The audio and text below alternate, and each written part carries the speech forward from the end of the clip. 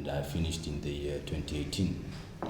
Yes, so from that point, I was looking to improve myself onto going to diploma, but other colleges, they were not taking someone who is not having good grades from the secondary schools like Form 4, so to us we can go on.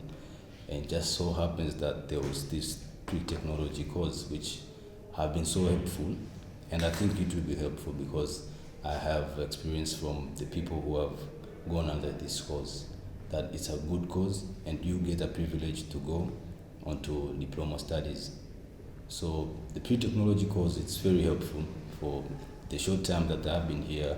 What I found out that's that it's not only giving us a privilege to go into diploma studies, but also it's giving us a chance to go on to higher learnings of the civil engineering, of which I want to go into the civil engineering. So it gives us a chance to go up onto the higher learnings of the engineering field.